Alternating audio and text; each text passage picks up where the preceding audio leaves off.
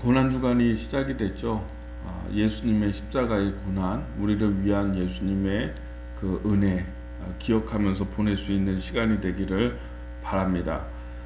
고난주간에 맞아서 특별 새벽 기도회를 갔는데 이번에는 특별 새벽 기도회가 아니라 특별 기도회로 그렇게 지키게 됩니다. 왜냐하면 수요일은 새벽에 하지 않고 수요 예배, 그러니까 저녁 7시에 하기 때문에 새벽 기도회라고 명칭을 붙이기가 좀 그래서 특별 기도회 이렇게 했습니다. 월요일, 화요일, 목요일, 금요일은 이제 새벽 기도회 새벽으로 하고, 그리고 수요일에는 수요 예배를, 수요 기도회를 그렇게 대체해서 할 수 있도록 이번에는 하게 됩니다. 기억하시기를 바라고, 시간에 맞춰서 들어오셔서 함께 말씀을 나누고 기도할 수 있는 시간이 되시기를 축복합니다. 마가복음 11장의 말씀을 함께 나누도록 하겠습니다. 예수님께서 예루살렘 성으로 입성에 들어오셨고, 그리고 예수님이 베다니에 계시다가 이제 예루살렘 성으로 들어오셔서 성전에서 백성들을 가르치시고 병 고치시고 이렇게 사역을 하셨습니다. 유대인들의 절기를 지키는 것이 바로 이와 같이 했던 것입니다. 유월절에 혹은 또 초막절이나 다른 이런 절기에 예루살렘으로 옵니다. 예루살렘의 지방에 사는 사람들, 또 타국에 사는 사람들도 다 예루살렘에 와서 그 유월절 기간이 끝날 때까지 그 예루살렘에서 머물면서, 그리고 주변의 마을에서 머물다가 예루살렘 성 안에 성전으로 와서 하나님께 예물을 드리고, 그리고 기도를 하고, 그리고 또 돌아가고, 그래서 숙소로 돌아가고, 또 숙소에서 다시 다음날 또 성전에 오고, 이렇게 한 일주일 정도를 그렇게 예루살렘에서 머물다가 유월절이 지나면 본국으로 혹은 고향으로 이렇게 돌아가는 것입니다. 이렇게 가서 그 예루살렘에 가서 숙식을 하면서 성전에 가고 하나님을 만나고 또 숙소로 돌아오고 저녁에 만찬을 하고 또 이렇게 그 다음날 또 성전에 가서 하나님께 얼굴을 배우고, 그리고 또 돌아와서 만찬을 즐기고, 이렇게 유월절을 지키는 것이죠. 그러다가 내려가고, 예수님도 유월절이 되어서 제자들과 함께 그 예루살렘 성으로 들어오셔서 거기서 이렇게 명절을 보내게 되는 것이죠. 그런데 이 예수님께서 들어오셔서 입성해서 제일 먼저 찾은 곳은 성전이죠. 성전을 향해 가시는데 가시다가 좀 시장하신 거예요. 배가 고프셨나 봐요. 그래서 성전을 향해 가시다가 이렇게 보니까는 무화과 나무가 있는데 크고 아주 울창하고 그리고 잎사귀가 무성한 무화과 나무를 보시고 저기에 열매가 있겠다 싶으셨나 봐요. 그래서 가서 이렇게 무화과 나무 열매를 찾았는데 보니까 열매가 없는 것입니다. 근데 잎사귀는 굉장히 무성한 것입니다. 이렇게 잎사귀가 많이 무성하고 왕성하다고 한다면 열매가 한두 개쯤은 그래도 있어서 시장길을 좀 달랠까 이렇게 하셨는데 보니까 열매가 없어요. 그래서 예수님이 저주하신 것입니다. 무화과 나무더러 이제 너에게서 사람들이 열매를 따먹지 못할 것이다, 이렇게 말씀을 하셨습니다. 자, 보겠습니다. 13절 말씀, 12절 13절.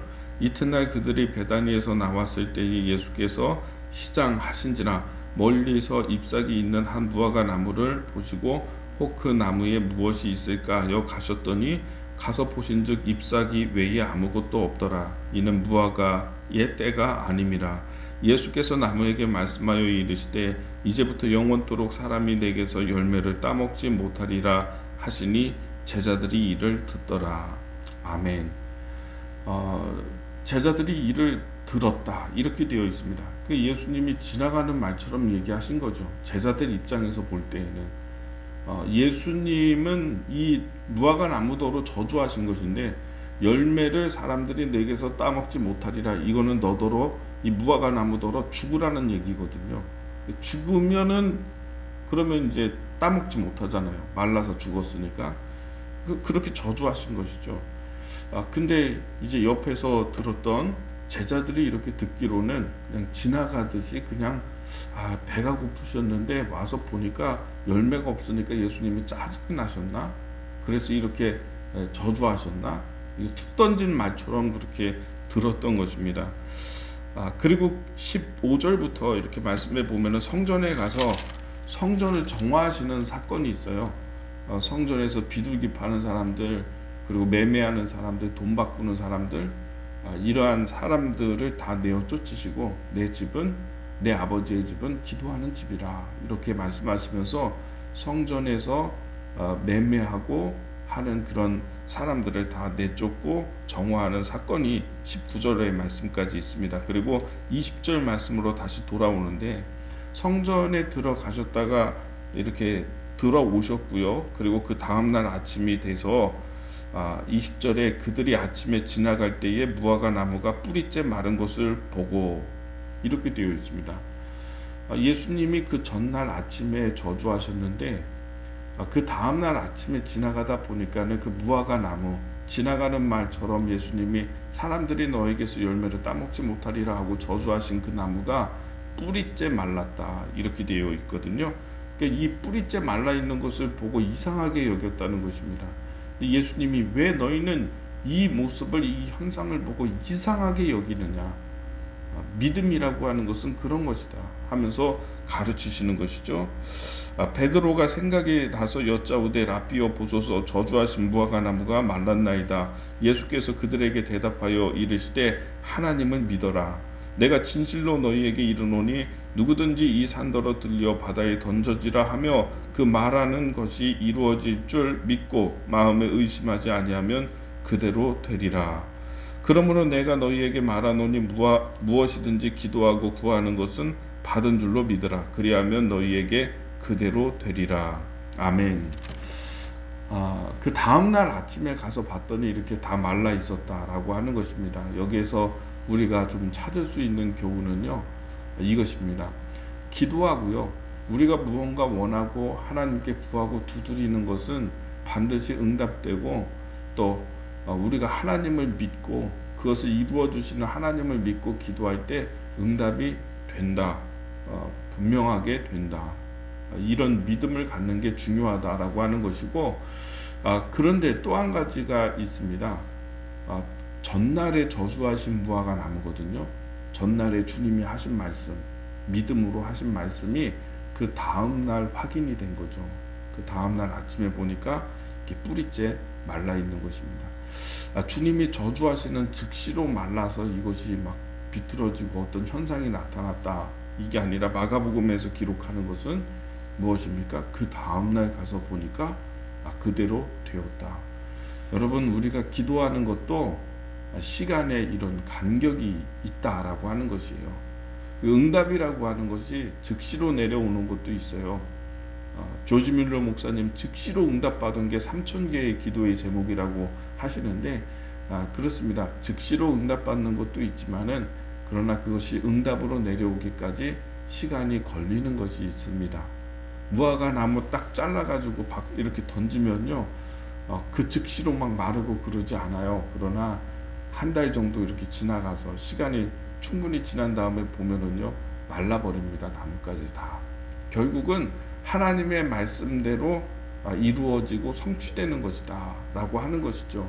그러나 우리가 그 결과를 보기까지는 시간이 걸릴 수 있다 라고 하는 것을 우리가 깨달아 알고, 자꾸 눈에 보이는 대로 그런 일희일비하고 급한 마음으로 자꾸 결과를 보려고 하고 이러지 말고, 내가 믿었으면은 믿음을 계속 유지하면서 그것이 눈앞에 나타날 때까지 기도하는 것이 필요하다라고 하는 것이죠. 또 한 가지는 무엇입니까? 오늘 말씀에 왜 예수님이 그 무화과 나무를 저주하셨냐라고 하는 것입니다. 잎사귀는 무성하고 이 나무의 영양 상태나 이 모든 것이 다 너무 좋거든요. 잎사귀는 굉장히 화려하고 푸르거든요. 그러면 열매가 있겠다 싶은데 열매가 하나도 없으니까, 거기서 따먹을 만한 열매가 하나도 없으니까 예수님이 꾸짖으셨는데, 근데 이거는 영적이고 상징적인 의미를 가지고 있습니다. 그 무화과 나무는 무엇을 상징하냐면 성전을 상징하는 것입니다. 예루살렘 성전, 그리고 이스라엘의 종교. 하나님을 섬기는 그런 행위는 무성하죠.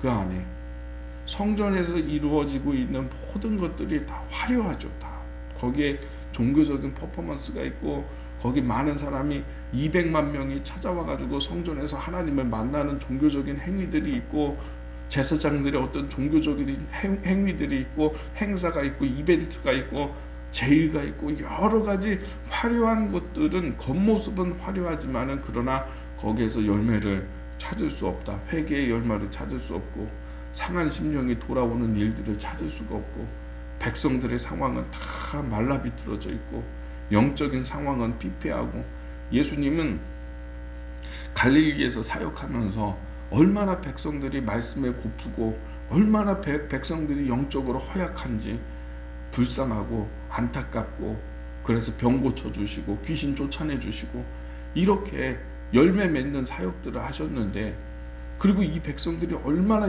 영적으로 갈급한지를 그렇게 다 보시고 확인하셨는데, 이 성전에 와가지고 보니까 예루살렘 성전이 얼마나 화려하고 종교적인 행위는 잎사귀처럼 얼마나 무성한지. 그러나 하나님이 찾고자 하는 열매가 없다라고 하는 것입니다.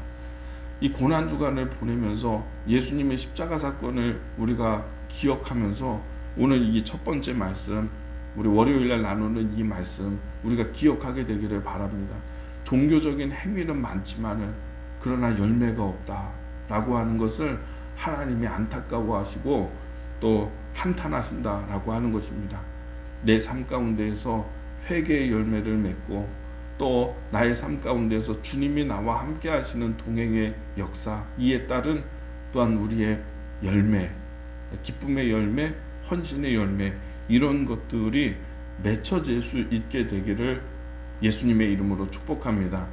열매 맺지 못하는 나무를 저주하신 것처럼, 만약에 내 삶 가운데에서 이런 열매, 주님이 찾기를 원했지만 찾을 수 없었다고 한다면, 오늘 예수님이 우리에게 무엇라 말씀하실까 우리가 생각해 볼 수 있는 그러한 고난주간이 되기를 예수님의 이름으로 축복합니다.